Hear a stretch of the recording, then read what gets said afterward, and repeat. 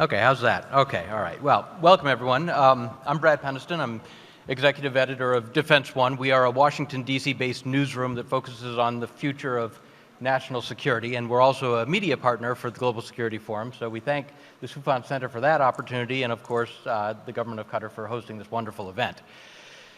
So, emerging technologies, or some like to call them emerging disruptive technologies. These are things like AI, autonomous weapons, hypersonic weapons, new space capabilities, nanotechnology, quantum computing, bioengineering. One could put network attacks in that bucket. Some people put things like 3D printing, additive manufacturing. All these things have the potential to disrupt systems from the local to the global. And they're full of promise, but also peril. So I'd like to start today by talking about AI. It is the thing that has received the most hype, but I think that probably the people have it right who say that it will touch everything and change much. It's scalable, it's general purpose, and it really can be applied to just about any field you can imagine. So I am going to start with Ahmad.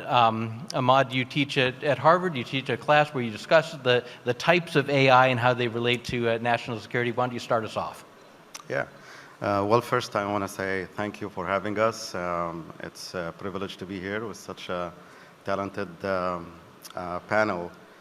AI is a quintessential example of what a dual-use technology is. And I say dual-use because on one hand, it adds a lot of benefits to our everyday lives, and ranging from a variety of applications from medicine to military. But on the other hand, it carries a lot of risks. And when I think about these risks posed to local society, risks posed to global securities, and I like kind of to bucket these threats, security threats, into 5 different pillars. The first one has to do with cybersecurity. Cybersecurity is top of mind for CEOs and government leaders like Anjana. And what AI is going to be doing to this is going to be adding another layer of complexity to a problem that's already complicated. Other one is freedom securities, not that much talks about, where AI is being used to prop up dictators. I like to think about it as a digital repression, where AI is going to be used to coerce, oppress own citizens within the country and even abroad. That is concerning for if we consider freedom of thought, freedom of expression, and all of that. The third one has to do with more of a threat related to defense security, and this involves literally the militarization and the weaponization of AI. That involves applications or examples like the lethal autonomous weapons system laws, or what's known as killer robots. Most of these machines have the ability to identify, track, detect, and even take out a target independently without having a human in the loop.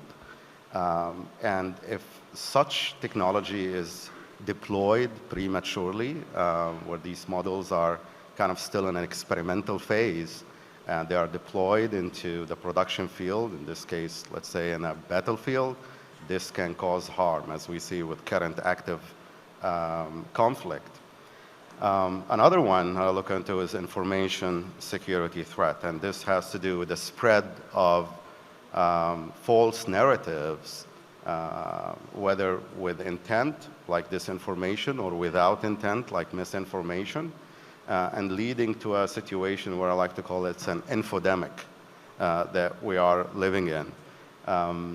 One of the best examples, there's a lot of literature on it by now, is the 2016 US elections, where it's evident there was state and non-state actors participating in distorting voters' perception. And if we fast forward to 2024, this year is a election super cycle year, where we have like around half of the global population is going to be voting. And guess what? These same techniques, either even evolved, are still being used. As we speak now, there are images being doctored, there are audio being altered, there are deepfake videos being created, all for the purpose of swaying the voters and nudge them to vote to a certain way. And there's a trend for that. There's a trend that they nudge them to push to vote to a populist part of the candidate, if you will. And if we look into the latest Democracy Index report, we can see there's this decay in democracy around the world, and there's this nice heavy correlation over here that ties the two together, because these things are aiming into destabilizing societies.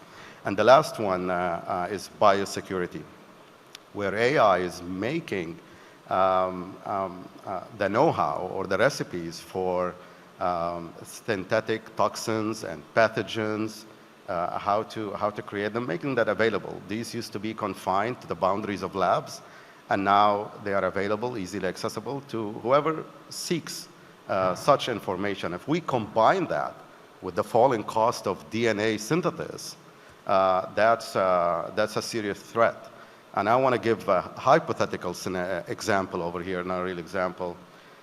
If you consider a rogue entity that was able to develop a synthetic pathogen, as we're coming out of a pandemic, that even with a built-in sophistication like being highly transmissible, easily evasive, or even resistance to some sort of common treatment, and package that pathogen and release it in a busy airport like Heathrow.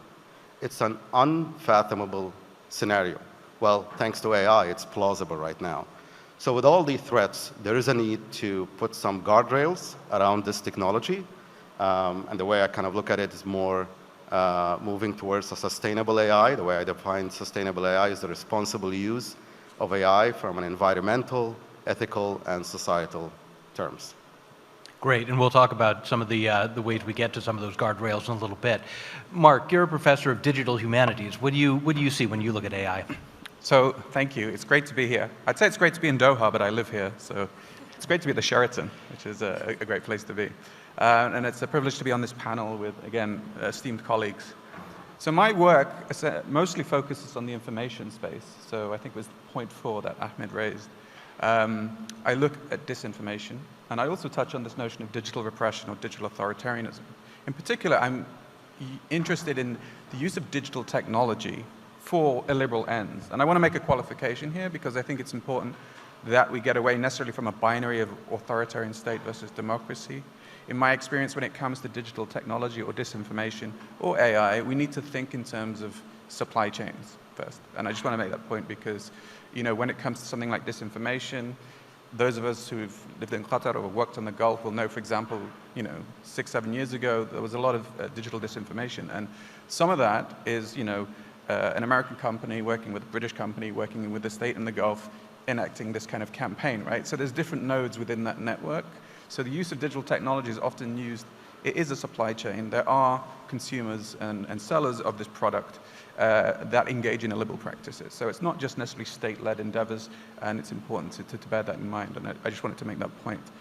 But when it comes to disinformation and AI, I think this is a particularly interesting point because, one, we're having this discussion because AI is the zeitgeist of the time. I think 3-4 years ago, a bit longer, it was disinformation, right? What strikes me as very interesting, we were having a conversation 3-4 years ago about how to tackle disinformation. We didn't solve that problem. Now we're talking about AI and how we can, put guardrails. We're probably not going to solve the problem either, right? This is the nature of it. I'm not saying there's always a solution, but I think, the progress of technological change is so rapid that often we are left with the detritus of previous issues that we aren't able to solve, and then we've got a new technology that further disrupts that. Another important point to bear in mind. But when it comes to AI, I'm not necessarily being provocative here, but I will say when it comes to disinformation, I think there is always the issue of alarmism. Are we exaggerating necessarily the dangers of AI when it comes to disinformation? I would say there is an element of that, but I only say that simply because we're in a stage of experimentation. A lot of the technologies that are being used, accessible technologies when it comes to AI, are being experimented with in various conflicts. I think we're going to reach a point where it's going to become more detrimental. Right now, I think the role of AI in disinformation is formative, but within that space, we have interesting examples of the use of AI in disinformation that I think are important to bear in mind. Because AI can't be treated as a problem in its own regard. It has to be, it's a force multiplier in many ways. It kind of amplifies existing problems, disinformation or propaganda. And when it comes to, and I think, I'll mention a couple of examples because I think it's useful for people to kind of see how it's being used, to understand how AI, or at least how we believe AI to be currently used. I think some were mentioned. Of course, people often think of deepfakes when we hear AI and disinformation. This is the creation of lifelike imitations of real things. We've seen in Slovakia and the US already people receiving robocalls that sound like Biden and other politicians. We're seeing visual deepfakes, obviously, that can fool people into thinking that someone has said something they haven't said. However, this issue is not actually new. Yes, AI provides a new way of doing that, but prior to that, people could Photoshop something, and they did. They would Photoshop someone saying something and claim that was real. Okay, so those problems are extant, and they've been around before. How does one deal with that? This is an important question that we need to ask going forward. And this is why I think that example of deepfakes is particularly telling, because when it comes to a discussion I imagine we'll probably have, which is a bit of talk on regulation, which is topical today because the EU just approved the AI Act today, I think, is we need to look at a very multifaceted approach to dealing with facets of AI insecurity. And the same is disinformation. And I want to use this one example that I always think is pertinent, right? Because it marries the issue of disinformation with easily accessible AI. A couple of years ago, I worked on an investigation with a journalist at the Daily Beast. We found a phenomenal campaign. If I was to tell you that over 49 different news outlets published over 150 op-eds by journalists that didn't exist, you're probably like, that's a bit weird. It's true. This happened, right? And these were news outlets all over the world. What the journalists were doing, it was an influence operation, so it was some actor, whether a state actor or a private actor, trying to put propaganda into the public sphere by targeting news outlets. What they did over this period of year was really telling, because they started this campaign, and in the middle of the campaign, This Person Does Not Exist came out, which is a way that you could just artificially generate very realistic-looking photos. Prior to using that, they had created fake profiles on social media using stolen photos of real people. And they used this to pitch to the editors to say, okay, I want to write this article about this topic, about Gulf politics. And the editor said, sure, great, write it. Midway through that campaign, they started using AI-generated photos, okay? And did the same thing. They pitched articles to these editors who then subsequently published those articles. The technology one was just a crude way of stealing someone and imitating someone. The other was using AI to fool someone. But the thing that, obviously you could say like that tool shouldn't exist, but the thing that didn't happen in all of these cases, the reason why those editors, for example, published those articles is because they didn't do a video call with the journalists who submitted it, right? And this is just an interesting example of how often the problem, in this case you see AI manipulation, might have different levels of solution. Sure, you could talk about regulation in one case where we say, let's regulate the technology and not make these technologies accessible so easily and so cheaply. Price is important. And then at the other end of the stage, you have like, well, we have a problem now where media literacy needs to be updated for people, especially those people who are gatekeepers of the information space, right? So that one example I just wanted to use, one, because it shows how AI works in the wild in terms of disinformation, but also it shows how the solutions to any AI problem has to be looking, one, in context. What is the problem we're looking at?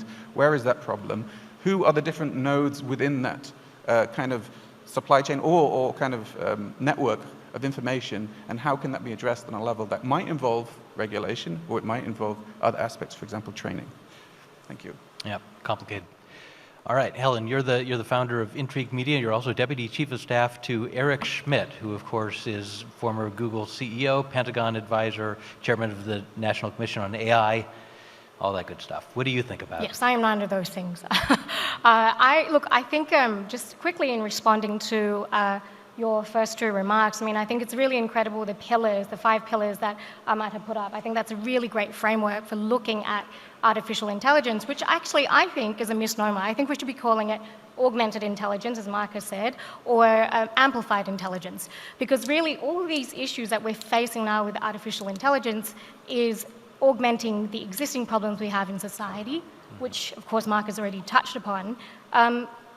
But we look at all these issues sometimes in isolation, which I think leads me to my next point, which is that interdisciplinarity, which is the next kind of hot buzzword around DC these days, is very much so in vogue right now. Because in order to understand how artificial intelligence impacts technologies that then impact our global security, we need to have an understanding of how it impacts different disciplines, whether that is in national security, which we'll talk about in a little bit, or whether that's in the military realm, or whether that is in, in the sciences as well. So I think, not to sort of piggyback off what you've already said, Marc, but I think in the realm of disinformation, I think artificial intelligence has actually made a really marked difference in the political discourse, right? This year, as Ahmed said, we are facing 50% of the world's population going into elections, and I think based on this new world that we're facing, generative AI has already made such a big difference in the way that electorates engage with the democratic discourse, right? In addition to deep fakes, we're seeing sort of large language models quickly iterate on the sort of learning how to spew out disinformation. And that sort of tool, I think, is something that we have never seen before, but it doesn't change the fact that disinformation has always been a propaganda tool that's been used everywhere that we've been. Now, I want to talk about lethal autonomous weapons, actually, so what we call laws. Of course, that's weapons that select and apply force to targets without human intervention. And these are the ICRC and the Defense Department's definitions. So basically what this means is that, lethal autonomous weapons, the decision-making loop occurs largely without human intervention. And this is something that, is not necessarily new, right? We've seen anti-personnel mines and surface-to-air missiles being used for a very long time before recent times. But what is different is that there's been recent progress in the visual recognition, machine learning, and robotics, which has accelerated the development of more sophisticated autonomous weapons. Now, actually, Ahmad, I want to push back and say that we're not in an experiment phase right now, but we're actually seeing this play out in Ukraine and in Gaza. We've seen these weapons being deployed, in both these wars, and in Ukraine in particular, we've seen a windfall in data and investment for defense technology companies. And in Israel's assault on Gaza, we've seen AI systems there play a very key role, acting as a force multiplier by removing resource constraints and allowing the IDF to identify a really large range of targets that I don't think we've seen in the same scale in previous wars, like Operation Protective Edge and other assaults on Gaza. Now, of course, there are proponents and critics to the use of AI in this space. Proponents argue that the lethal autonomous weapons, AI can help mitigate human error in war, which is something that, of course, everyone here hopes that we'll be able to get to with increased sophistication.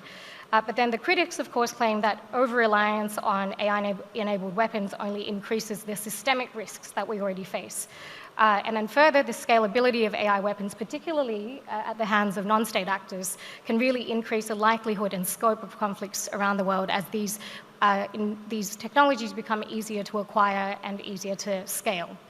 So, I can go into the regulation and also international laws surrounding all of this, but I want to leave our discussions fluid. So we'd like to turn it back to you, and maybe we can see where this goes. I have a lot of thoughts about the future of war and where we all go from here. We'll come back to that. Yeah. So right now, let's talk to Anjana. Anjana, Assistant National Cyber Director. Oh, you're right. There we go. Okay. You're at the White House. You're a Biden administration policymaker in cybersecurity. Tell us about your work. Well, first of all, it's great to be here. I want to say thank you to the Soufan Center and the state of Qatar for inviting me and hosting this important conversation. Over the last 3 days, the conversation has been very robust around the many kinetic conflicts happening around the world. And to me, my takeaway from this week is, the mission of preserving peace and preventing war is perhaps the most important mission that we must carry forward with us when we work at the White House.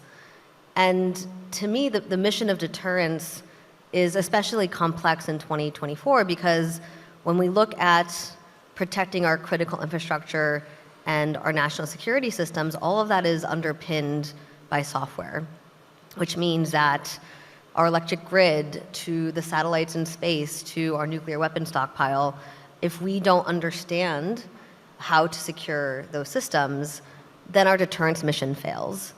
And so this is really kind of the crux of how I approach the work we do at the White House, at the Office of the National Cyber Director, which is really, as you said so eloquently, that cybersecurity is an interdisciplinary field, and it's really about how do you think about the mission that we're supporting, and how does technology and science and engineering underpin that work.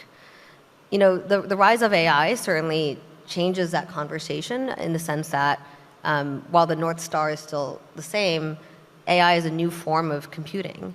And I think we can talk more about the Biden administration's policies on this, but to put it shortly, you know, we're bullish on AI, but we're not naive. And what that means is that we understand that it is important for the United States and its allied partners to win on technical innovation, to win on economic growth, but to understand the dual use of technologies and make sure that we're mitigating the risk of our adversaries weaponizing those technologies. And that's really the crux of how we think about defending the fifth domain being cyberspace, as part of the ecosystem that we now must think about in this very complex global environment. All right. Anjana, we had talked earlier about some work that you've specifically been doing. You mentioned that you have a new paper out, the building blocks. Mm-hmm. Tell us about the building blocks and how those play into cybersecurity and deterrence. Yeah, so by way of introduction, I'm an engineer by training, which is somewhat unusual in the White House. And my observation in the 2 years being at the Office of the National Cyber Director is that we're trying to mimic the way we do defense in cyberspace, the way we do it in the other battle domains, which means that we're, you know, looking for the perimeter of the ecosystem. We're trying to erect a border. We're trying to monitor and alert and detect anomalies and hope that that's going to keep our adversaries at bay. But there is no coastline in cyberspace. And I think just to build off what Marc said, there's a very complex supply chain. There's insider threat. There's social engineering that makes it hard to kind of take that doctrine and apply it one for one. And so what we are proposing is that instead of a perimeter-in approach to defense, we actually need to kind of shift the paradigm and think about a building block out approach, meaning what is the most atomic unit of cyberspace? How do we make sure those raw materials that we're building with are secure? And that can allow us to not only ensure that as we grow and innovate that we're moving fast, but that we're actually ensuring its security as it's in its dynamic nature. And for us, we think about there are essentially three types of building blocks. There's what we call a software-based building block. So in this case, we think that the programming language, the code in which software is written is that atomic unit, and ensuring that the programming languages itself are secure is a core policy lever that we're pushing. We think that on the hardware side, the chip is another building block, so obviously building off the policy work of the Chips and Science Act, but really thinking about how do we architect semiconductors and chips to think about cybersecurity by design.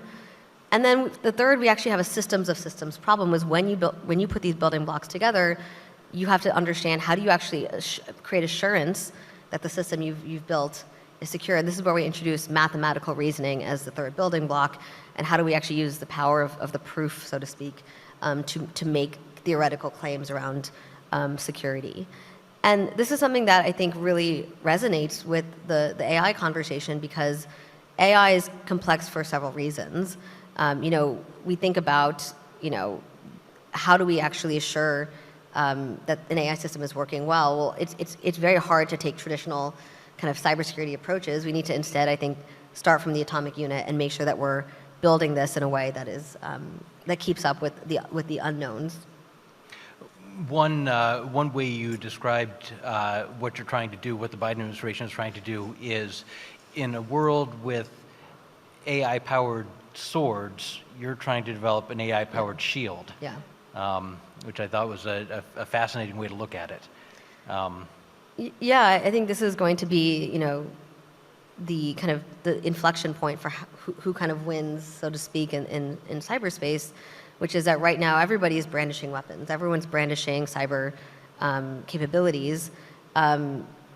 And that kind of shapes our doctrine with our report, Back to the Building Blocks, which essentially says that we are right now in the policy landscape focused on two hard problems. The first hard problem is how do we get the markets to actually patch known vulnerabilities? And that's not an easy problem because patching software is hard.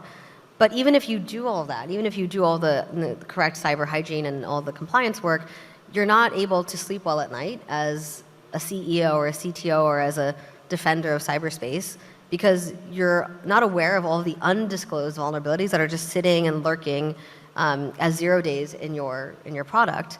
And so our doctrine essentially tries to answer that question, which is how do you get ahead of unknown threats? And we offer kind of two main approaches. One is you need to actually shrink the surface area that our adversaries have to play with. And this is really where we think about these building blocks being a way to kind of eliminate entire classes of bugs from the product before they're shipped. But then the second one, I think, is is this kind of shield notion, which is how do we better understand the security of our software? This is actually a very hard thing to answer. If you wanted to ask, does this national security system have malware in it? That's actually not an easy question that you can answer clearly right now.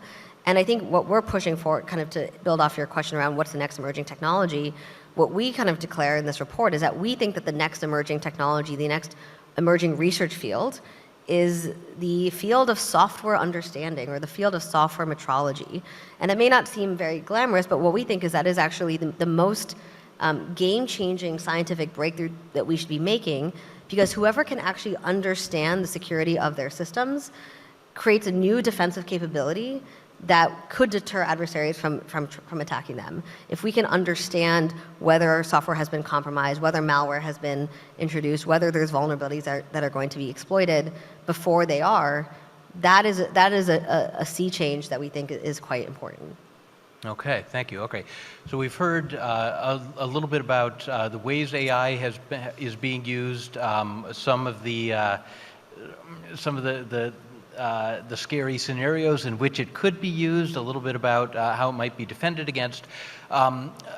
I want to talk a little bit about the way it's already being used on the battlefield. The Pentagon has spent the last couple of years coming up with principles for ethical AI use, and we're always going to have a man in the loop or a man on the loop, and that sort of thing. But then outside the walls of the U.S. military, its allies, Ukraine and Israel, as you mentioned, Helen, are already putting this to use out of what they believe to be their national exigencies.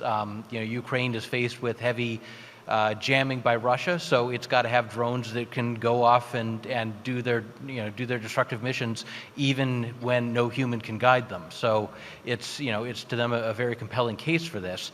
So my question is, how do we begin to draw lines around this? It's all very well and good if the Pentagon, if you want to say that's the good guys, or at least to the Pentagon's the good guys. The good guys can agree not to do it, but not everybody's a good guy. And the thing about AI is it is so widely dispersed a technology that anybody who wants to get a hold of it can use it. To your point, Hamid, where do we start to develop a sort of international set of guardrails? How do we begin to get at that? You want to go first? Yeah. Oh, no, I mean, one thing I want to note is I don't have the date with this. What is date? Oh, 22nd of May. So this week we have the AI summit in Korea, actually, which is a follow-up from last year's Bletchley Park Accords, which, started to kind of put parameters around the guardrails for AI, right? And so this week they're building on that. I think the US is there. And this involves, sort of thinking about the existential risks on the one end, which is, the nuclear, biosecurity, all of the big things that we discussed. And then also on the other end, I think this is where a lot of the AI ethics people are sort of operating in. What are the sort of day-to-day problems that we're facing with AI? Is it algorithmic bias and a lot of those other sort of societal level issues? But that's sort of where I think the sort of two tent poles are, if you want to think about it in global AI regulation terms. We've seen, the US less centralized, but the US is starting to make moves on AI regulation with the president's executive order. EU has turned out to be a really, heavy hitter on AI regulation, and China, ironically, has been able to really quickly iterate on its AI regulation because of its political system. So I think there are sort of tentpoles starting to come up for AI regulation, but it depends on what industry they're trying to regulate and the nature of the science and technology that they're trying to regulate. Which is why, for example, Anjana, having you as a technical science background person and actual engineer in the White House is incredible. So kudos to that. So before I start talking about the path forward in terms of establishing safeguards around it, I think we need to acknowledge that there's a lot of challenges to get to this path forward.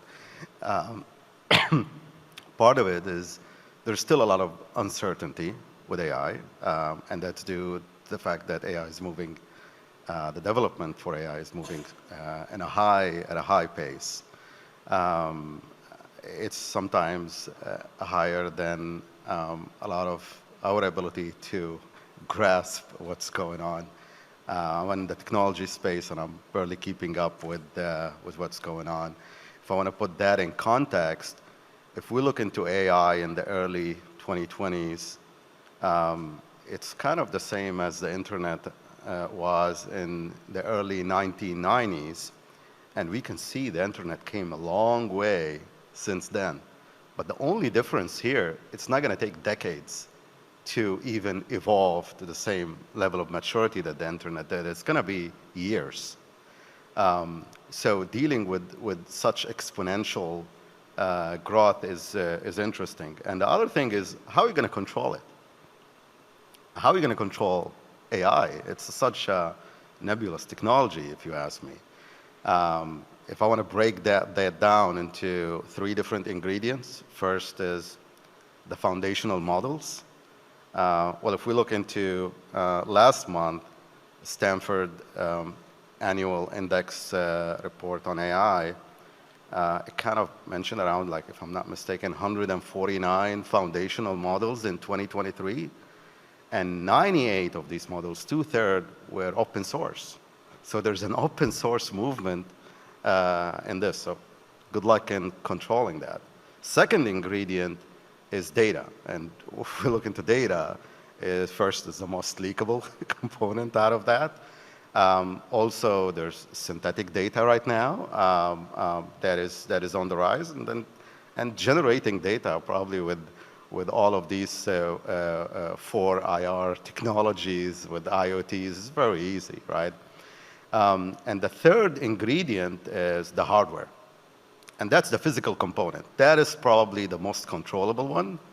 And we're talking about these super chips that train these models, or where these models are run on. And no wonder we see in August 2020 with the CHIPS Act, there's a strategic investment in this. Also, the restrictions that we see on China kind of have some relevance to that type of control, but make no mistake, this is more of a slowing down. That technology is going to be available for everyone. So bottom line, it's going to be very hard to control this. And the best path forward is through dialogue and international collaboration and inclusiveness, bringing the public sector, the private sector, MPOs, NGOs, academia, all to kind of help develop standards and conformity to this problem. And that can start with global cooperations, and there's already organizations working on this, like the OECD AI Policy Observatory, like the Global Partnership on AI, among others.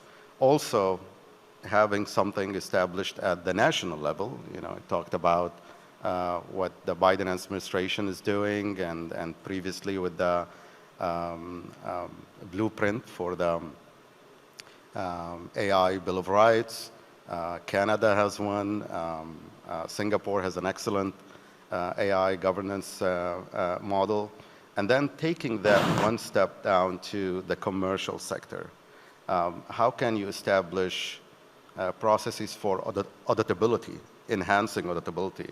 I mean, in enterprise, you have a lot of these auditable exams on the accounting and financial. Why can't you have on AI, where you can involve third party to improve the level of transparency and accountability on these models and explainability to Anjana's points earlier. And also, there's a lot of things that companies can do. One of my favorite, investing in talent.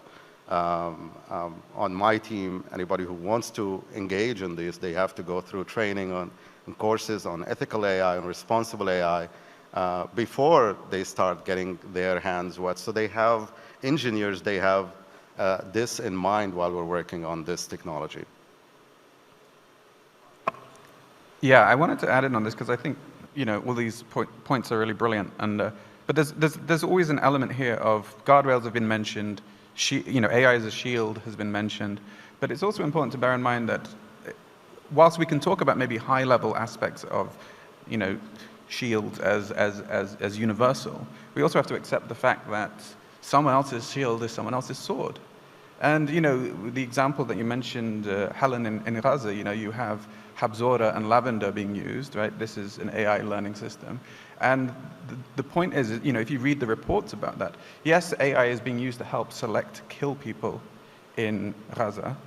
You also hear from the operators that actually it's the pressure from their bosses, so an ideological pressure, a political pressure, that forces them to lower and change the thresholds of which targets are deemed valid targets, right? So one, we have this issue here where it's like the human-AI interaction is an important aspect of this. How is that AI being used?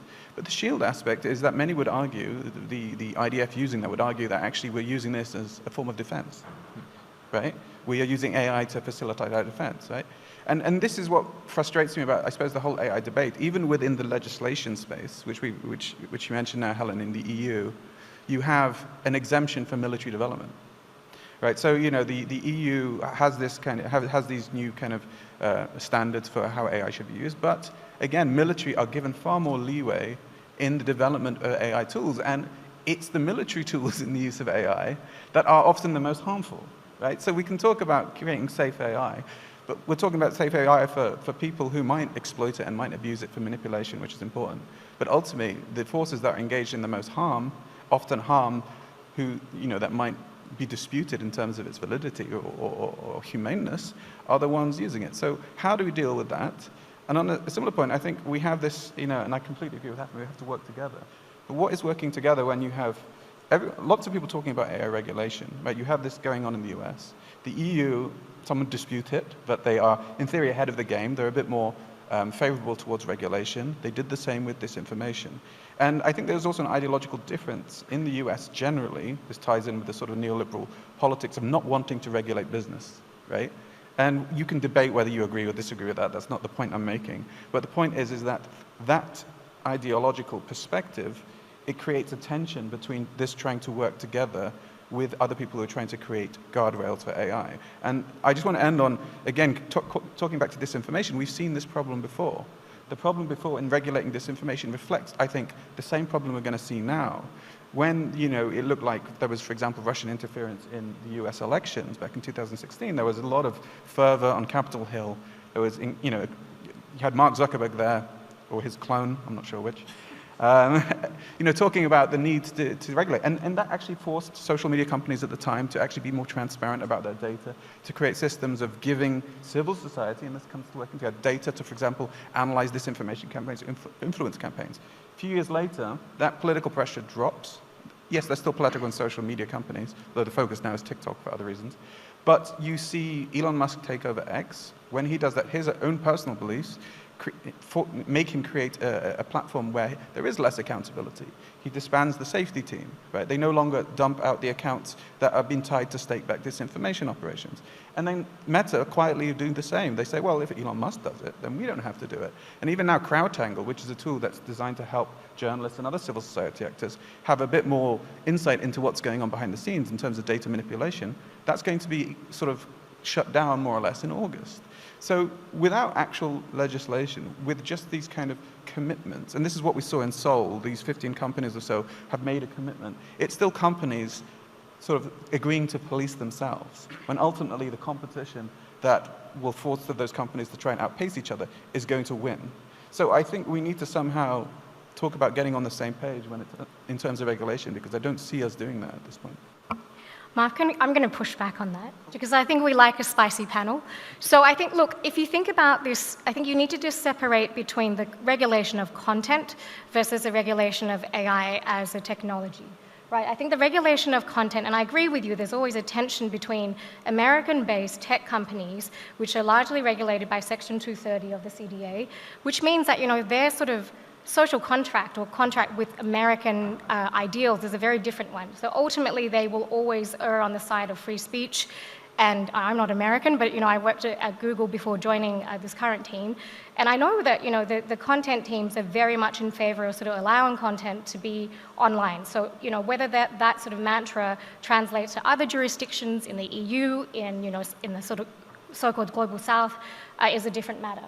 Right, so I think that the regulation of content in recent years has trended towards increased regulation in markets outside of the US. I think within the US, it's been sort of certain areas that have been regulated on content, like online child safety, some information integrity issues. But largely, I agree with you. It's a sort of the Section 230 thing still stands. But in terms of regulating AI, it's like what Hamid said, it's sort of the internet circa 1990s. It's sort of everything falls into that category of artificial intelligence, which is a very big catch-all phrase, right? So I think that in regulating it, it's impossible to sort of say we're going to regulate the cyber world through this one piece of legislation, which the UN, by the way, has been trying to do for a very long time.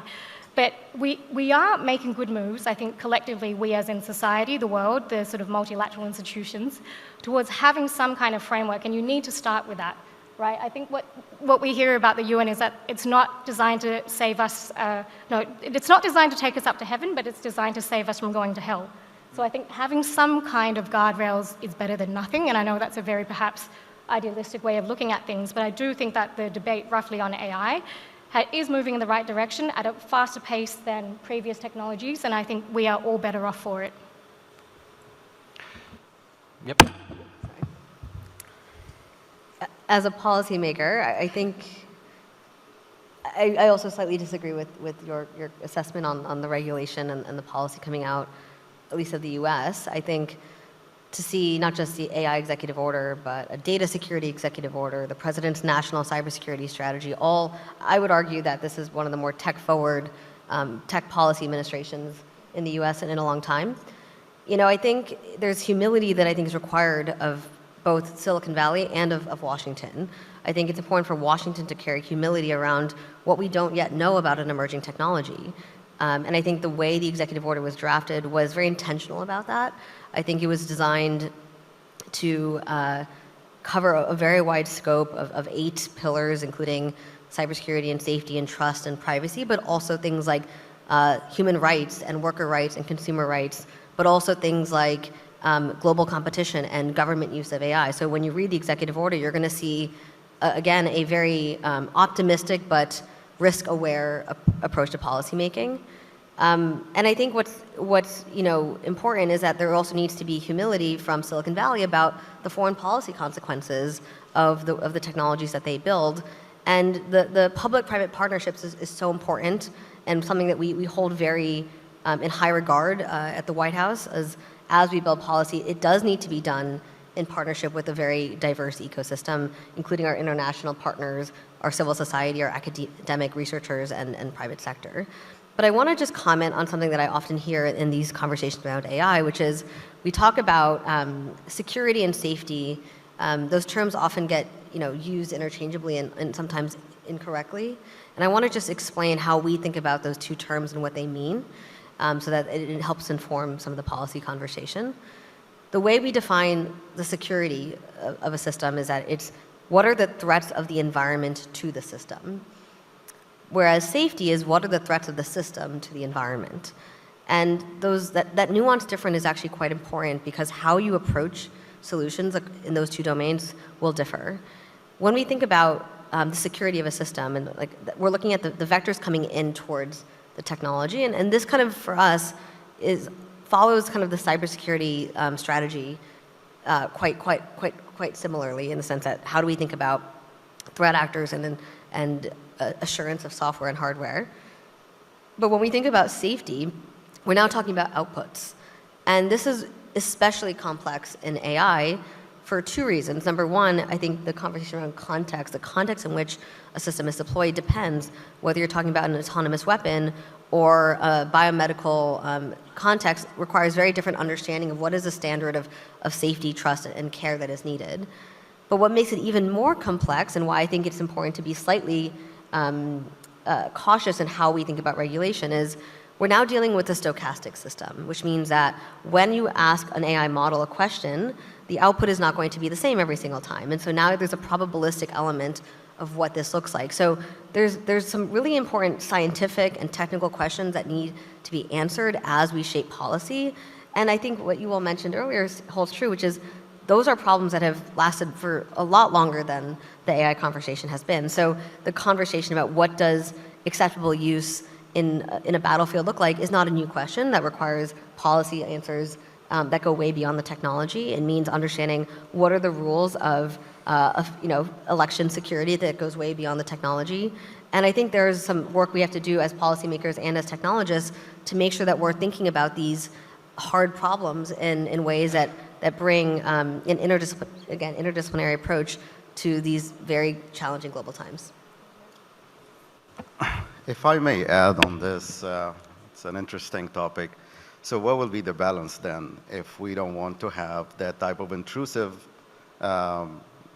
regulations, that we don't want it to stifle innovation on one hand, but we have a serious problem, I mean, to Marc's point. And yes, these problems are pre-existing conditions in our society, but what AI is doing is exacerbating these type of conditions. And like if we talk about social biases, it's amplifying them. And when we talk about AI, and a lot of people, and they think that AI kind of got introduced in November 2022 with ChatGPT 3.5 being launched. But the AI experiments, the first major AI experiments we had, it was social media, to Marc's point. And I'm sure when these social media platforms were originally put in place, I don't think the intention was for these platforms to be a space for extreme content, for disinformation, harboring disinformation and misinformation. But if we look into the past decade, well, this has been the case with these type of AI-powered clickable attention, I call them algorithms, that amplify our biases that we have in the society, and as well as through these echo chambers. So to kind of leave the same course of AI right now as is, which is unsustainable, it is also problematic. So what is that sweet spot? You don't want to have intrusive, like too much policy and regulation, but at the same time, you don't want this to become a bigger problem like what we had with the first major experiment. Just a quick point, yeah, and I totally agree. I think just a quick point to add on this, and this ties in with the broader thing of the internet and who's behind this. I mean, I can't remember the exact figures, but I think it's 7 out of the top 10 biggest companies by capital are tech companies. I think American tech companies, right? So we also have to, and this is it's not a slight divergence, but when we have this conversation and talk about the people involved in this conversation, and you know, Facebook started off as a way that people at Harvard could hook up with their college roommates, right? To Hamid's point, the plan wasn't that it would turn into this disinformation superpower, right? But one of the reasons it got so big and so successful is because, for example, antitrust laws are not applied. You know, remember Netscape? Does anyone Netscape the browser? When Microsoft sued Netscape for having too much market share? It seems absurd now. But I think we should also think about, for example, to what extent is having these huge companies, and maybe, you know, you might think that's great for innovation, maybe it is. But at the same time, it also limits the number of people and the type of people who are probably involved in the conversation of determining what those guardrails are or how that technology should look like. I mean, I think there's a lot of discussions on the sort of the AI safety by design, sort of built-in AI safety systems at the very, please feel free to call me out on this, but in the sort of design phase by engineers who are now thinking about what are the sort of systems level safety procedures we need to put in for designing an algorithm or AI systems that will then sort of that can prevent later sort of downstream negative impacts on society. Right, so I do think that contrary to sort of previous examples of technological leaps, in the AI space we have much more thoughtful discussions and, technologists thinking about this, talking about this, and thinking of ways that we can disrupt it. I do want to sort of like zoom us back out though, because we are here, I think the topic is the global security, right? Implications of AI on global security. I think, as we're sort of counting down the time on our panel, the one thing I do want to sort of leave with you all is the fact that one impact that AI will have is the disproportionate kind of democratization of AI-empowered tools that can fall into the hands of nefarious actors outside of the states, right? Of course, you still require heavy computational, technology to be able to, carry out the bigger attacks like the nuclear level, biosecurity, all the rest. But I do think that it makes it easier for North State actors and folks who do want to perpetuate bad things to the world to have access, quicker access and scalable access and implement sort of attacks. So I do think that, on the one hand, we do have AI risks to our existing world as we know it, but also there are new threats that are coming as a different form of threat because of AI, as a technology that can sort of create different types of threats. Yeah, just to kind of build off your comment, this is what the building blocks doctrine is saying. It's saying, what does it mean to build secure by design? What does it mean to build safe by design? It means shifting cybersecurity and moving it away from a compliance and risk management framework to a manufacturing imperative, a product quality imperative. I think it is pretty remarkable that we're seeing tech CEOs showing up at the White House and on the Hill not to be dragged in front of Congress or policymakers for a hearing, but to help design policy. And I think that is a major shift from a decade ago when social media was not built with this kind of partnership. And so I think it's really important, again, why we talk about the building blocks doctrine as an important way to think about the path forward is we have to start thinking about this as part of the innovation life cycle, as part of architecture, design, manufacturing, because these fundamentally are very hard technical problems, and that they will not be solved by just tacking on regulation at the end. It requires innovation and creative thinking. And I think this is really what we're trying to push, which is, again, rooting this in science and engineering to think about the threat actors and think about the threat landscape requires our best and brightest minds. I'll just kind of say this thing about what does it mean to be dual use. And I think we understand the concept of dual use technology.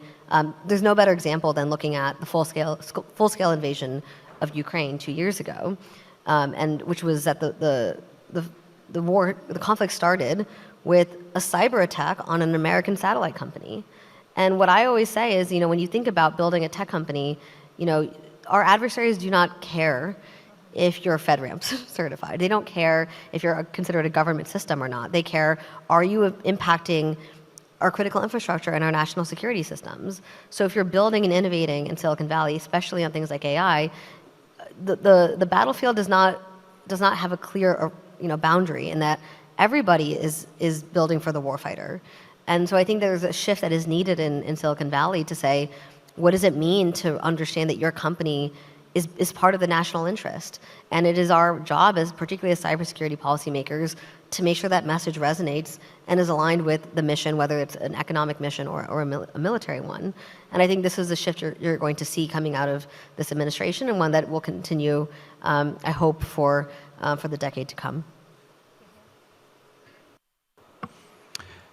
So the UN late last year put out a paper called Taxonomy of AI Risk. And the idea was that in order for the world, the global community, to get a handle on the potential risks of AI, we need to have a shared language for it. And so when it came to the risks of AI on the global security environment, this report proposed 3 buckets, that there could be miscalculation, there could be escalation, and there could be proliferation. And you, Ahmad, you alluded to the proliferation. It's the idea that somebody can ask AI to manufacture a bioweapon and maybe get that out of it. And escalation, I think somebody talked about the notion that if you have an AI-powered decision aid, and it's particularly a stochastic one, it's not going to give you the same idea. It's just this probabilistic, linear algebra manipulation of the matrices that has spit something out. And if you are working on a compressed timeline, you may make the wrong choice. And then miscalculation is kind of related to that. Helen, I want to ask you, what when we talk about war, what I've seen it written that AI may make war easier to start and harder to end. Can you unpack that just a little bit? I can try. Yeah. I think what that statement means is that it's a lower threshold for a barrier of entry to enter war, right? I think different to previously sort of kinetic conventional warfare. With AI, it's easier, as Anjana has also alluded to sort of start with a cyber attack, right? So it's easier in the sense that you can have a lower threshold of entry into provocations that, under international law constitute as an act of war. But it's harder to end because then everything falls into the shadows, right? Which you see sort of happening in existing conflicts around the world, where we've got things happening in cyberspace, where it's maybe attacks on not just critical infrastructure, but also attacks on the private sector, which now, in the cloud, which houses a lot of private data of citizens. So I think, put simply, that's sort of what that term means. But also, as I mentioned earlier, it's easier now for folks to kind of use, and as you mentioned as well, to have access to information that can, create more lethal, more deadly bioweapons, and Ahmad touched on this as well. So in that sense, it's again lowering the threshold for non-state actors to enter into the fray, which is kind of terrifying, if you ask me. But at least we're talking about it. Mm-hmm. All right, we're into the very few minutes left, but Anjana, I wanted to ask you, you came here from the UK, where you were part of a delegation that was talking about some of these various things. What was that like? Did you start with a shared understanding? Was it more of a technical thing? How did that go? So yeah, we are currently on our international rollout of Back to the Building Blocks, ending here in Doha, but starting in the UK. Mostly to have bilateral conversations with other governments around how does this message and philosophy apply to their national security priorities. And I think what we've always said is cyberspace isn't an American problem. It is borderless, and that we need to think about how do we understand kind of the global political challenges and with a new framework, one that doesn't necessarily rely on geographical boundaries, but rather ideological alignment. And I think this is where we always say at the National Office of the National Cyber Director that we need to start with an affirmative vision for cyberspace. That if we are constantly reacting to every threat, then we let our adversaries set the agenda. And this ultimately means that we need to lead with our values of what is in cyberspace that is not only driving national security interests, but our economic interests, our democratic ideals, and ensure that this is an environment that reflects how we want to live.